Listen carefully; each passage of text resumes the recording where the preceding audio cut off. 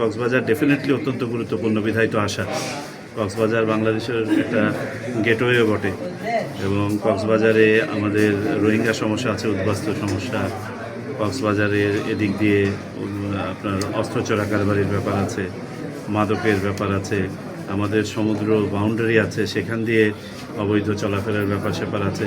এইগুলো যাতে কোনোটাই নির্বাচনকে ব্যাহত করতে না পারে, নির্বাচনকে ক্ষতিগ্রস্ত না করতে পারে, পরিবেশের যাতে কোনো ধরনের সমস্যা না হয়, সেই জন্য যা যা করণীয় সেগুলো করা হবে। বিশেষ করে রোহিঙ্গা ক্যাম্পকে ওই সময়ের জন্য যাতে কমপ্লিটলি সিল রাখা হয়, বর্ডার যাতে সিল করা হয়, এই প্রভাব যেন নির্বাচনের উপর না পড়ে।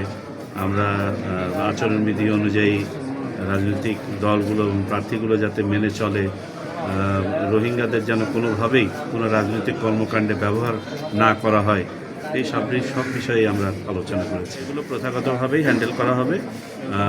ওনার সহকারী রিটার্নিং অফিসার বা রিটার্নিং অফিসারের কাছে এটা কমপ্লেন করলে পরে যথাযথভাবে এটা তদন্ত করে দেখা হবে এবং সেই অনুযায়ী ব্যবস্থা নেওয়া হবে। রিটার্নিং অফিসারের কাছে যদি কোনো প্রার্থীর আপনার আবেদন মনোনয়নপত্র যদি বাতিল হয়, তাদের স্কোপ আছে অ্যাপিল করার, তারা অ্যাপিল করবেন। নির্বাচনকে সামনে রেখে যাতে করে আইনশৃঙ্খলা পরিস্থিতি স্বাভাবিক থাকে, সেই জন্য যা যা করণীয় একটা পরিপত্র জারি করা হয়েছে, সেগুলোর বিষয়ে কীভাবে মাঠ পর্যায়ে কাজ হচ্ছে দেখার জন্য এসেছিলাম।